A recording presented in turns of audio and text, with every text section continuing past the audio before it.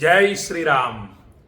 త్రిశూలం మీద ప్రకాశిస్తున్నటువంటి మహామహిమాన్విత పుణ్యక్షేత్రమైన కాశీ నుండి భక్తులందరినీ ఆశీర్వదిస్తూ నిన్న సాయంత్రం 4 గంటల వరకు కాలభైరవ స్వామివారి అనుగ్రహంతో క్షేమంగా కాశీకి చేరుకున్నాను.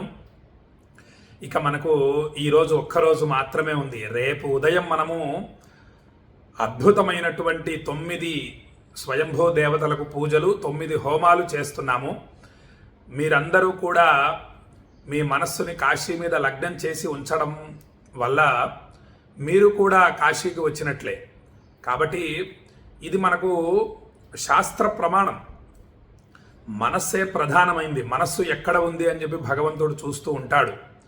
కాబట్టి అనేక శ్లోకాలు మీకు తెలియజేశాను.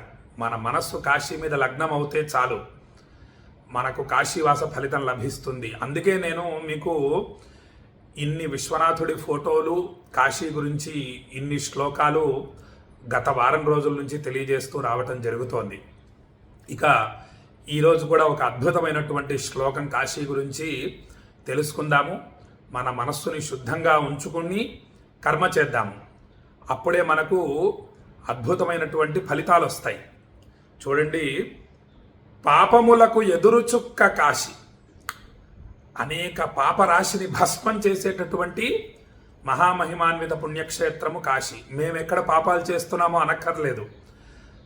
చూడండి, తెల్లవారుజామున బ్రాహ్మీ ముహూర్తంలో లేవకపోవటం ఒక పాపమే.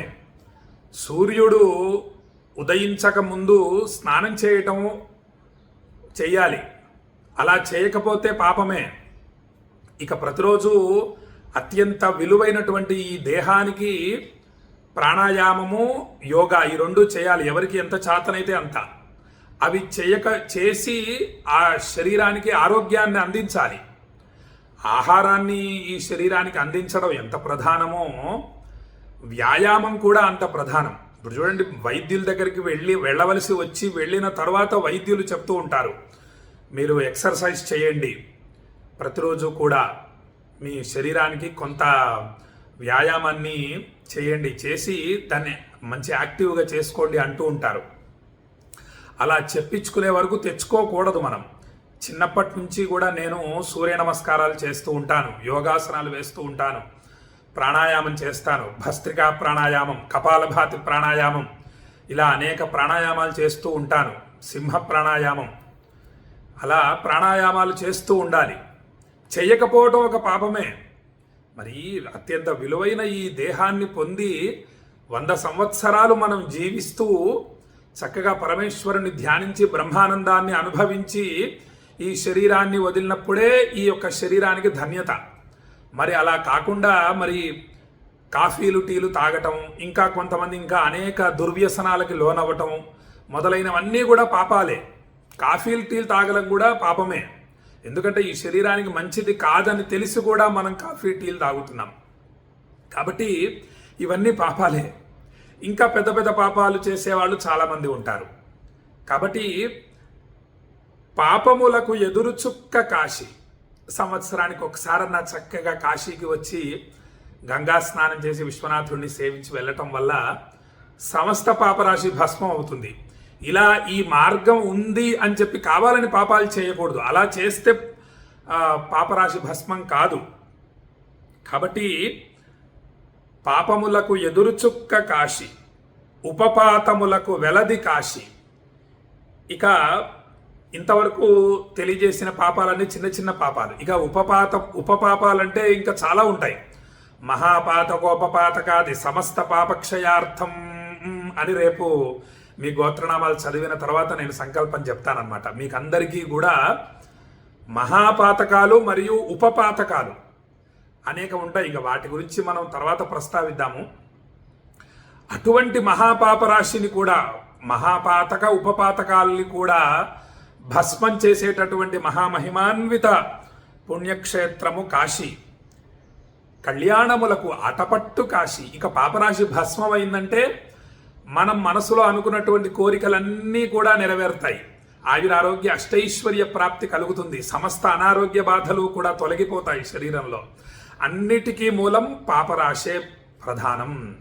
పాపాలే ప్రధానం. మనకుండేటటువంటి చెప్పాను కదా, ఒకవేళ పుణ్యాలు చేసి ఉంటే, పుణ్యకార్యాలు చేసి ఉంటే ఆ పుణ్య ఫలితం మనం తప్పకుండా వచ్చి తీరుతుంది, మనం అనుభవించాల్సిందే. ఇక పాప ఫలితం కూడా అంతే.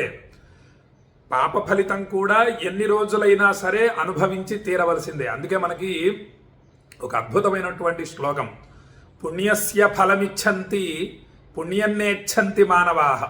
పుణ్యస్య ఫలమిచ్చంతి, ఆయురారోగ్య అష్టైశ్వర్య ప్రాప్తి, మనోభీష్ట సిద్ధి, మనస్సులో అనుకున్నటువంటి కోరిక నెరవేరటం, పిల్లా పాపలతో నిండు నూరేళ్లు ఉండాలి అని అనుకుంటాము, అన్నీ అనుకుంటాము. మంచి సంపద రావాలి, కార్లలో తిరగాలి, మేడమిద్దలు కట్టుకోవాలి, అనేక స్థలాలు కొనుక్కోవాలి. ఇవన్నీ కూడా ఎలా వస్తాయి? పుణ్య ఫలితం వల్ల వస్తుంది అని ప్రతి మనిషికి తెలుసు. పుణ్య ఫలితం వల్ల ఈ ఫలితాలు వస్తాయని చెప్పి అందరికీ తెలుసు. కానీ పుణ్యకార్యాలు చెయ్యరు. పుణ్యస్య ఫలమిచ్చంతి, మనుషులు పుణ్యం వల్ల ఫలితం, ఏ ఫలితం వస్తుందో ఆ ఫలితం కావాలి మాకు, కానీ ఏ ఫలితాలు వస్తాయో తెలుసు, కానీ పుణ్యకార్యాలు చెయ్యరు. నపాప ఫలమిచ్చంతి, పాప ఫలితం ఏమిటి? అనేక అనారోగ్య బాధలు, మానసిక చింతలు, దారిద్ర్య బాధ, మనకు కావలసిన వారు దూరం కావటం, మనకు శరీరంలో అనేక అనారోగ్య బాధలు రావటం, అనేక ఇబ్బందులు రావటం, ఇవన్నీ కూడా పాప ఫలితం అని తెలుసు. ఈ పాపాలు చేయడం వల్ల ఈ ఫలితాలు వస్తాయి అని తెలిసినా కూడా మనుషులు ప్రయత్నపూర్వకంగా పాపాలు చేస్తారు. నపాప ఫలమిచ్చంతి పాపం కుర్వంతి యత్నతః. ఈ ఫలితాలు వస్తాయని తెలిసి కూడా పాపకార్యాలు చేస్తూ ఉంటారు. కాబట్టి పుణ్య ఫలితం తప్పక వస్తుంది. ఆ పుణ్య ఫలితమే కళ్యాణములకు ఆటపట్టు కాశీ, సమస్త పాపరాశిని భస్మం చేసి. ఇప్పుడు చూడండి, మనకు అమ్మ ఏం చేస్తుంది? పిల్లలు ఆడుకొని వచ్చి దుమ్ముగా ఉంటారు, వాళ్ళని చక్కగా శుద్ధి చేస్తుంది, స్నానం పోసి చక్కగా అలంకరించి చక్కని శుభ్ర వస్త్రాలు ధరించి బొట్టు విభూతి పెట్టి పంపిస్తుంది. అలానే గంగమ్మ తల్లి దగ్గరికి వెళ్ళామనుకోండి, చక్కగా స్నానం చేయడం వల్ల మనకు ఉండేటటువంటి సమస్త పాపరాశి భస్మమై విశ్వనాథుడిని అభిషేకించడానికి మనకు అర్హతను, పుణ్య ఫలితాన్ని అందిస్తుంది.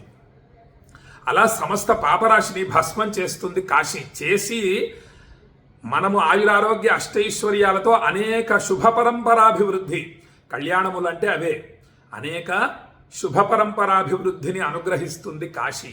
కళ్యాణములకు ఆటపట్టు కాశీ, ముక్తికి పుట్టినిల్లు కాశీ. ఇక మోక్షం చాలా ప్రధానమైంది మనిషికి. కేవలం అంటే చాలా గొప్పది, మరణించిన తరువాత పొందేటటువంటి మోక్షం ఏదైతే ఉందో అది చాలా ప్రధానమైంది అన్నిటికన్నా. ఎందుకంటే ఈ మనుష్య జన్మ రావాలంటే మనకు 84 లక్షల జీవరాశుల్లో పుట్టిన తరువాత ఈ మనుష్య జన్మ వస్తోంది అని చెప్పి మనకు శాస్త్రాలు చెబుతున్నాయి. జంతువునాం నరజన్మ దుర్లభం. ఇంకొక అద్భుతమైనటువంటి విషయం, విచిత్రమైనటువంటి విషయం ఏమిటంటే మనం అందరం కూడా జంతువులమే. మనము ద్విపాత్ పశువులం, 2 కాళ్లతో నడిచేటటువంటి పశువులం అంటోంది శాస్త్రం. ఇక చతుష్పాత్ పశువులు అంటే మనకు ఆవులు, గేదెలు, ఇవన్నీ కూడా 4 కాళ్లతో నడిచేటటువంటి జీవాలు. మనము 2 కాళ్లతో నడిచేటటువంటి జీవులం. అందుకే జంతువునాం నరజన్మ దుర్లభం. మనందరం పశువులము. మనకు పశుపతి పరమేశ్వరుడు కాశీ. కాశీ అన్నా విశ్వనాథుడు అన్నా ఒకటే, 2 వేరు కాదు, అభేదం. విశ్వనాథుడే కాశీ, కాశీయే విశ్వనాథుడు. కాబట్టి మనందరికీ పశుపతి విశ్వనాథుడు. అటువంటి దుర్లభమైనటువంటి మోక్షం ఏదైతే ఉందో అది పొందడం చాలా ప్రధానమైంది, అది చాలా దుర్లభమైంది, అత్యంత కష్టసాధ్యమైనటువంటిది మోక్షం. మోక్షాన్ని పొంది తీరాలి. మనం దృష్టి అంతా దాని మీద ఉంచాలి. మరణించిన తరువాత జీవబ్రహ్మైక్యం దాని మీద ఉంచాలి, అది పొందాలి, అది కోరుకోవాలి పరమేశ్వరుణ్ణి. దేహిమే పరమేశ్వర, దేహాంతే తవ సాయుజ్యం, దేహిమే పరమేశ్వర. ఈ శరీరాన్ని వదిలిపెట్టిన తర్వాత నీ సాయుజ్యాన్ని అనుగ్రహించు తండ్రి. అది అత్యంత దుర్లభమైంది. అది అత్యంత దుర్లభమైనటువంటి ఆ మోక్షాన్ని అది ప్రసాదించేటటువంటి పుట్టినిల్లు కాశీ. కాశీ మోక్షం పుట్టిందే ఇక్కడ. కాశీని స్మరిస్తూ కాశీవాస ఫలితం, అక్కడ ఉండి ఇక్కడ ఉన్నటువంటి ఫలితాన్ని పొందవచ్చు. అలాగే కాశీని స్మరిస్తూ 100 సంవత్సరాలు నిండు నూరేళ్లు ఆయురారోగ్య అష్టైశ్వర్యాలతో జీవించవచ్చు. కాశీని స్మరిస్తూ అక్కడ మరణించిన ఇక్కడ మరణించిన ఫలితం లభిస్తుంది. అది అద్భుతం. కాశీ కాశీ అయిపోవాలి. మనమే కాశీ, మనలోనే ఉంది కాశీ, మనలోనే ఉన్నాడు విశ్వనాథుడు. అలా జపము సాధన చేస్తూ ఉంటే ఆ విషయం మనకు తెలుస్తుంది. సాధన చేయకపోతే ఆ విషయం తెలియదు. కాబట్టి అటువంటి దుర్లభమైనటువంటి మోక్షాన్ని పొంది మనము ఈ శరీరాన్ని వదలాలి. అది పొందకుండా వదిలేమనుకోండి, మళ్ళీ 84 లక్షల జీవరాశుల్లో పుట్టవలసిందే. కాబట్టి ముక్తికి పుట్టినిల్లు కాశీ. ఒక్కసారి మళ్ళీ ఈ శ్లోకం మొత్తం కూడా వరుసగా చెప్పేస్తా చూడండి ఎంత అద్భుతంగా ఉందో. పాపములకు ఎదురుచుక్క కాశీ, ఉపపాతములకు వెలది కాశీ, కళ్యాణములకు అటపట్టు కాశీ, ముక్తికి పుట్టినిల్లు కాశీ. అటువంటి కాశీలో మనము రేపు 9 స్వయంభూ దేవతలకు పూజలు, 9 హోమాలు అత్యంత భక్తి శ్రద్ధలతో చేస్తున్నాము. రేపు చిన్న చిన్న వీడియోలు పంపిస్తాను. ఈరోజు ఇంకా మీ అందరి మనస్సులో కాశీ మీద లగ్నం అవ్వటం కోసము అనేక అద్భుతమైన వీడియోలు, చిన్న చిన్న వీడియోలు రాత్రి వరకు మీకు పంపిస్తూ ఉంటాను. మీ అందరి మనస్సులు కూడా కాశీ మీద లగ్నం అయ్యేటట్లు చూడండి, భక్తితో చూడండి. నేను పంపించేటటువంటి వీడియోలు ఇవి నేను పంపిస్తున్న వీడియోలు కాదు, కాలభైరవ స్వామి వారు పంపిస్తున్నటువంటి వీడియోలు.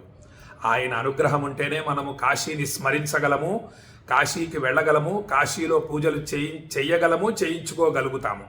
మన గోత్రనామాలతో, మీ గోత్రనామాలతో కాశీలో పూజలు చేయించుకోవాలన్నా ఎంతో అదృష్టం ఉండాలి, కాలభైరవ స్వామి వారి అనుగ్రహం ఉండాలి.